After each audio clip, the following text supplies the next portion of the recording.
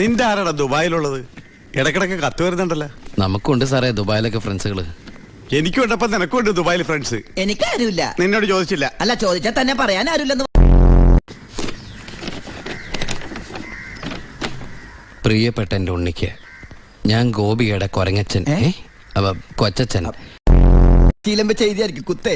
കുത്തും കത്തും തിരിച്ചറിയാത്ത നമ്മൾ തമ്മിൽ നേരിട്ട് പരിചയമില്ലെങ്കിലും എനിക്ക് ഗിഫ്റ്റ് ആയിട്ട് DVD, TV, മൊബൈല്, ഇതൊക്കെ അയാളുടെ അപ്പനോടൊന്ന് വയ്ക്കട്ടെ. ബാലുവിന് SA സെലക്ഷൻ കിട്ടി.